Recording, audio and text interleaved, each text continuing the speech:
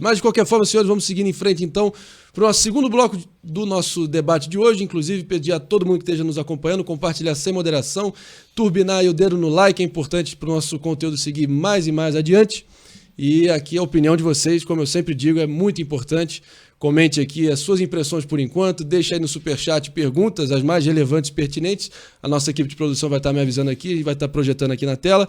Mande seu superchat também, por que não? Porque estamos aqui ao vivaço e a participação de vocês é muito importante. Mas, senhores, Tardelli e Poit, seguindo em frente. O segundo bloco da nossa discussão de hoje é a pergunta, né? Bolsonaro de novo só em 2030 mesmo? Porque foi por 5 votos contra 2, né, que o Jair Messias Bolsonaro, o 38º presidente do Brasil, foi declarado inelegível pelos próximos 8 anos. E ainda há uma controvérsia se ele vai poder disputar em 2030, mas o fato é que a condenação interrompe a carreira política do mais barulhento líder da direita brasileira dos últimos tempos. Pouquíssimo provável, tá, que isso seja revertido com recurso ao STF nessa altura do campeonato. Ele comparou o resultado do TSE a uma facada nas costas, né, para os ministros que votaram contra o ex-presidente na fatídica reunião com embaixadores em julho do ano passado. Ele cometeu abuso de poder político e uso indevido dos meios de comunicação.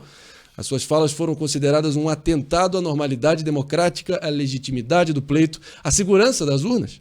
E, afinal, na minha opinião, acho que ele realmente usou e abusou das redes sociais para promover desinformação a partir disso. Já para os ministros Nunes Marques e Raul Araújo, as falas do ex-presidente não teriam sido capazes de, abre aspas, minimamente perturbar a legitimidade e a normalidade de um pleito do tamanho da eleição presidencial.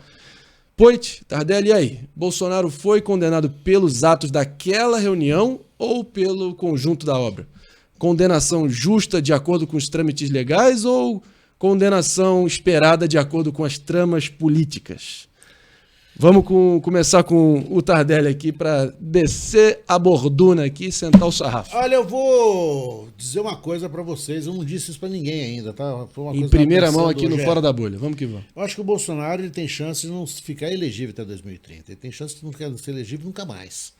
Porque tem mais alguns processos correndo que podem agravar a pena. Correndo, e tem processos criminais correndo. Isso. Certo?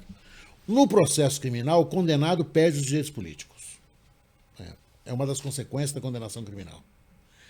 E ele tem processos criminais que não serão fáceis dele salvar. Né? Claro que a gente concede a todo mundo a presunção de inocência, claro que a gente concede a todo mundo o devido processo legal. Isso não é base de discussão. O que eu estou dizendo é o seguinte, vem mais coisa por aí. Nós estamos no começo do filme.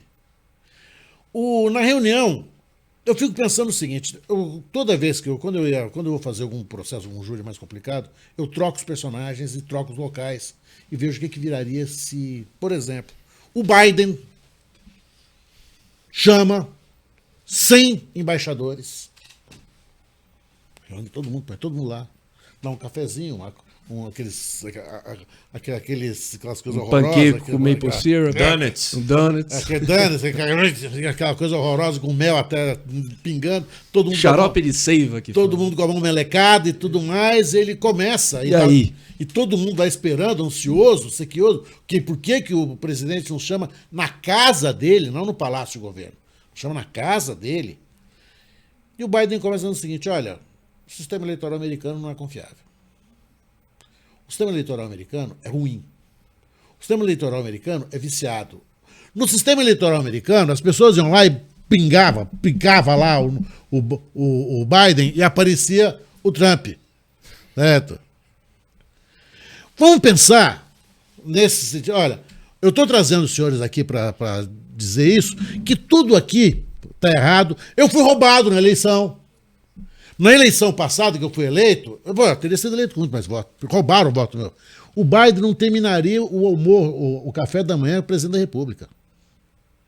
Porque ele não fez só o abuso político, ele jogou o Brasil num esgoto internacional. Assim. Os embaixadores, a rede oficial de comunicação do governo, mostravam os embaixadores atônitos.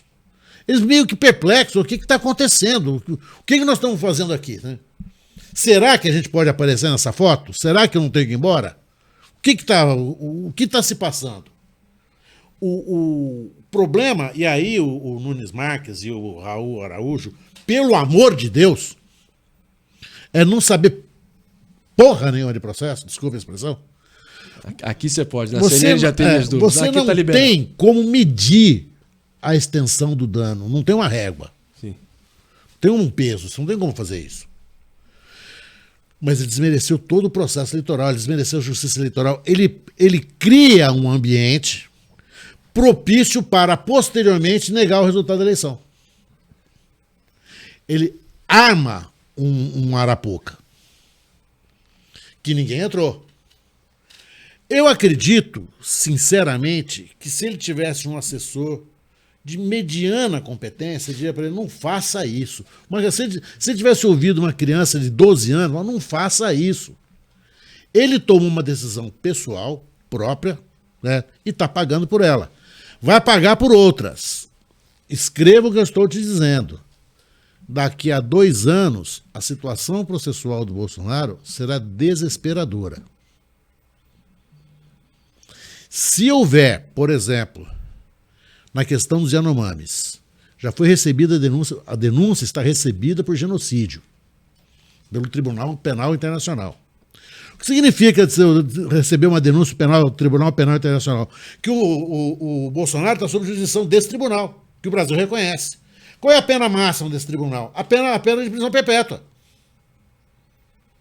O Bolsonaro não é uma coisa que vai acontecer amanhã, mas ele corre o risco de ser condenado à prisão perpétua. Nunca isso aconteceu na história do Brasil, nem com os chefes militares. Você tem uma ideia do tamanho do enrosco que esse cara entrou. Não dá para desassociar, né, Poit, o componente político da questão jurídica. Que ele cometeu transgressões, e isso acho que todo mundo reconhece, o próprio fala, das minhas caneladas aí que eu dei depois da eleição, eu reconheci. É perfeito. Várias É perfeito. Descobriu hoje, o Poit já está cansado de ouvir imitação. É perfeito. Mas aqui, só para ilustrar, é inegável que cria-se, pelo menos ali para os seguidores dele mais ferrenhos, a famosa narrativa do mártir político, né? Que isso reforça uma perseguição do único presidente que ousou peitar o sistema, entre muitas aspas, por favor. Mas isso, de fato, é a visão que muitos brasileiros, que ele ainda tem muita ascendência sobre, têm em relação a ele, a atuação dele e o papel dele na história. E agora vai ser só reforçado com essa série de condenações como um mártir antissistema. Como é que você vê a repercussão política disso e também a questão criminal, jurídica? Você acha que realmente foi uma condenação justa de acordo com os trâmites legais ou uma condenação esperada conforme as tramas políticas? Isso aí já estava... A cabeça dele já estava servida já. Condenação esperada conforme as tramas políticas. Essa é a minha opinião. Né? E, inclusive, eu acredito que se fosse somente pela reunião, difícil de medir o resultado aqui na urna ou não. Muita gente foi votar, então não é que o pessoal deixou de votar porque achou que não valia. Ele não deveria ter sido condenado à inelegibilidade. Palavra difícil de falar. Passou. Agora, posto isso, vai fazer pirotecnia até onde der para tentar sobreviver politicamente. Né? E... Hoje ele diz, eu tô na UTI, mas não tô morto. Meteu essa. Cara, eu acredito que não tem mais jeito. E a gente tem uma população, né, acostumada com a política do jeito que está, e a gente tem um costume de acreditar, faço minha culpa nisso também, né? A gente tem que entender como é que a gente pode melhorar como sociedade, como democracia, evoluir, Tardelli, porque a gente acredita em heróis, acredita em mitos, acredita no salvador da pátria. Então, essa mesma população foi que acampou na frente dos quartéis e ficou com o celular para cima lá iluminando. E aí tem gente que falou, rapaz, estava iluminando para ET. Ah não, mas era SOS para os caras do quartel que estavam lá em cima no 10º andar e tal. Então, essa mesma população, a gente discutiu uma pesquisa no Arena outro dia, de um instituto que chama Zeitgeist. Renato Meirelles, a turma aí. Zeitgeist é uma palavra em alemão que quer dizer espírito do tempo. Qual que é o espírito do tempo? O que vai acontecer? O que está pegando? Qual que é a moda, né? A moda não é mais extremismo. Essa população, 55% dos eleitores, né, brasileiros acreditavam que o Bolsonaro não seria considerado inelegível. Para mim era um troço tão óbvio, mas como é que acreditavam? Perdeu a caneta, virou vidraça. Ainda acredita. Essas pessoas ainda acham que tem um jeito. O dia que eu falei disso, não, pera lá, o capitão vai dar um jeito, tal, vai ter um projeto de anistia. Que projeto de anistia? O Valdemar da Costa Neto e companhia tá fazendo esse projeto mais para dizer, estamos junto com o capitão aqui. Pá, esses caras conversa com um, conversa com o outro, tá junto nada, é só uma demonstração. Já era, não tem como reverter isso não, bicho. Não, mas espera aí, mais 72 horas, como é que eram as coisas? É o xadrez 4D, é o teatro das tesouras. Cara, para.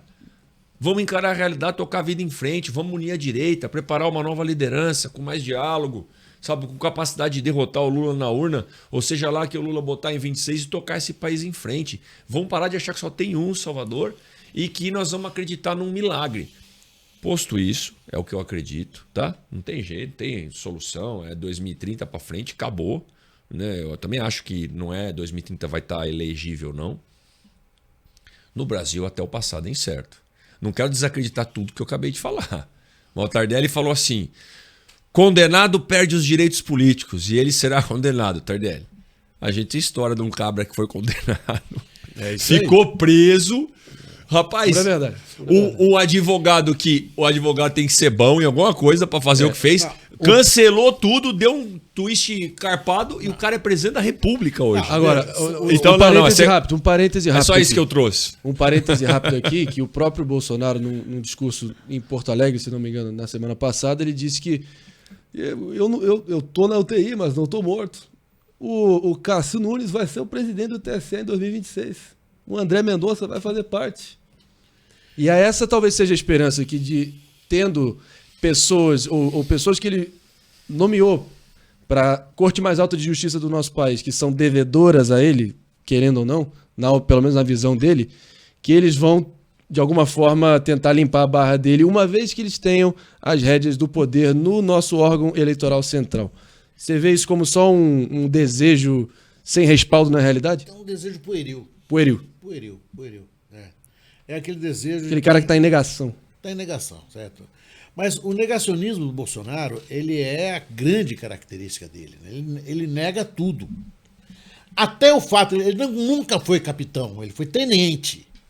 Entrou para a reserva e sobe de patente. Ele nunca andou como capitão em quartel algum. Até isso ele mente. Né? Até isso é fake. Né? O Bolsonaro, eu acho que ele destruiu a política. Aquela política que nós estávamos acostumados, aquele confronto de direita e esquerda civilizatório que nós estávamos acostumados, o Bolsonaro destruiu isso. Tanto que é muito difícil você localizar agora essa direita que antes havia. Porque ele matou essa direita. Ele colocou, por exemplo, o Kassab na condição de um líder comunista, porque apoiou o Lula em determinado momento da vida. Né? A questão do Bolsonaro é que o Bolsonaro só fez destruição. Quando a gente fala olha, o que o Bolsonaro representa, na minha opinião, o Bolsonaro é aquilo que a Hannah Arendt dizia, ele é o mal absoluto. Ele é o mal absoluto, ele é o mal em si mesmo. Né? Ele é o mal. Eu não consigo enxergar no Bolsonaro nenhuma virtude. A única virtude, se é que é virtude, se pode chamar, é de esperteza. Certo? Ele é esperto. Mas ele é raso, ignorante, burro, machista, homofóbico. Como é que você acha que ele entra para a história? E essa já vai ser minha pergunta, trazendo aqui para o Poit também com um adendo aqui. Como é que ele entra para os livros de história? É a pergunta Roberto Tardelli. De $1 milhão, porque se você for pensar hoje quem ele pensa que é e quem ele é, ele acha que ele é quem enfrentou o sistema, certo? Mas, na verdade, foi ele quem tornou o sistema absolutamente quase opressor a ponto, certo, de fazer com que a fome voltasse para o Brasil e a gente voltou. Né? O Bolsonaro, ele vai ser visto, na minha opinião, como fruto de uma época. Um zeitgeist, espírito do tempo. Fruto de uma época em que o Brasil descobriu o ódio. Que ele catalisou. Ele catalisou. Nós nunca nos odiamos. Nunca houve questão familiar, briga familiar em política.